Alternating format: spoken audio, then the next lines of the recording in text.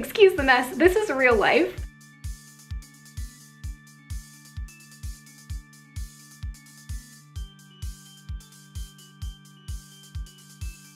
Hey, what's up everybody? My name is Jen and I am a Weekend Student Adventures intern, and I am super excited to be sharing with you some of my best kept secrets and tips and tricks for packing for your semester abroad. Leave a comment down below where you're studying abroad this semester. I am leaving for Spain in just over a week. I'm right there with you, so I'm hoping that some of my tips help you make the most of the process. Before we get into the video, I wanted to share with you guys my discount code so you can save up to 30 euros on any of WSA's trips. WSA's trips are all inclusive and super affordable. All you have to do is show up. So grab a few friends, book some trips, and make sure you use my code JENNABROAD to save up to 30 euros. Now let's get on to the video. The first thing I wanted to show you guys is my suitcase. So this guy is my checked bag. It is a huge aqua blue suitcase and I could not be more psyched about this color. It is my absolute favorite color and I know that I'll be able to spot it right away in baggage claim. I also love this suitcase because it has one of the TSA approved locks. It's super easy to just hook in the zippers and then you'll know that your bag is secure. It has lots of space and it's actually really lightweight. I definitely recommend doing the hard shell suitcase. It's going to protect your bag when it gets thrown around and also against any liquid. This suitcase has 4 wheels that spin. It makes it really easy to carry it around by yourself. I definitely recommend adding a fun luggage tag, a ribbon,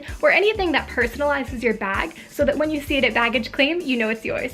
Alright, my next suitcase is the junior version. This is a 20-inch spinner and I absolutely love this guy. He's perfect for all of my weekend trips. So this suitcase also comes with a lock.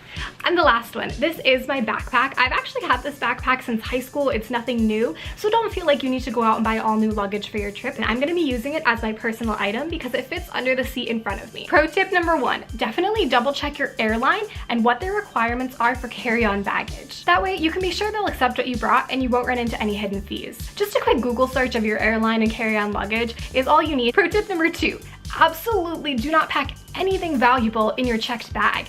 You want to assume that that bag is going to get stolen, sent to a different country, looked through.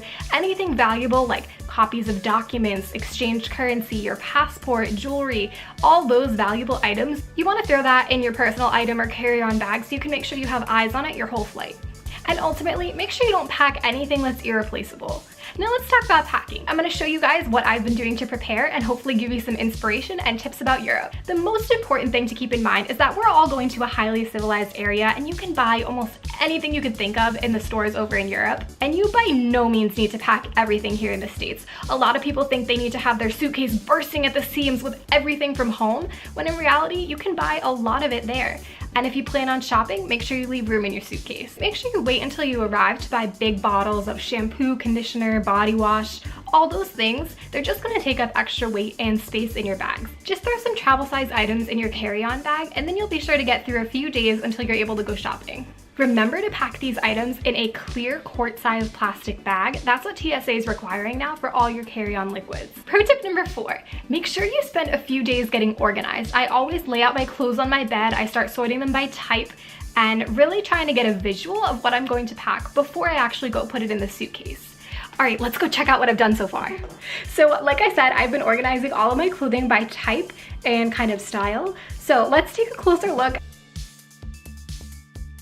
It's important to keep in mind that the laundry situation is probably a little bit different than what we're used to here in the States. A lot of European countries don't actually use dryers because they take up a lot of electricity, that it may take a little bit longer to do your laundry. So you want to make sure you have enough clothes to get by in between washes. Now, I'll let you decide if this looks like a lot or a little, but I am keeping in mind the fact that I am planning on shopping when I get to Spain. All right, so here you can see a lot of the things that are going in my carry-on bag. Like I mentioned, all of my travel-sized products, some extra wipes, my adapters. So double check if you need to bring adapters for your country.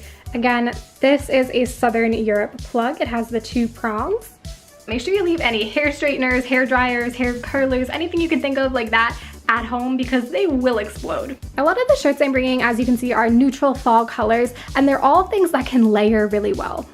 You're definitely going to find that in Europe, a lot of people wear neutral colors. These are 2 of my lighter jackets. This is just a neutral green color, and then the one below it is my jean jacket. Over here, I also have my puffer. This I actually got in Spain the first time I was there, and I love it because it comes with a little bag and it compacts really small. Now, I have one hoodie in here that I'm definitely planning on wearing in the house when I'm lounging around, but all the logo college tees, that whole style that we have here in the States is not at all a thing over in Europe.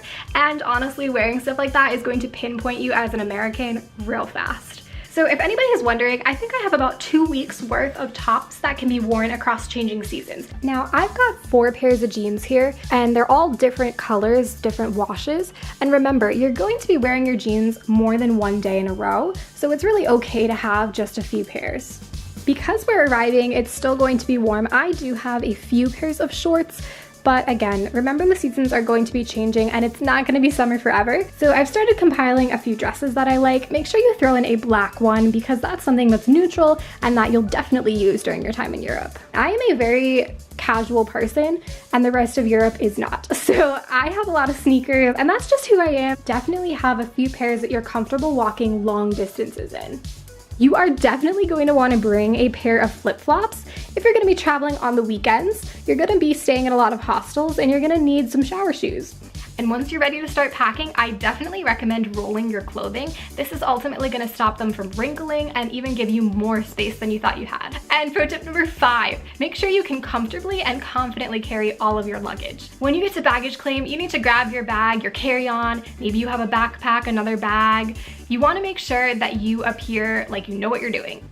Well, that's all I have for now. Thank you all so much for watching. If you haven't already checked out WSA's website, they have all of their fall dates posted. My friends and I are super excited. We're all making lists of which countries we want to visit, and make sure you use my code JENNABROAD when you check out to save some money. I'll see you all in my next video. Happy packing!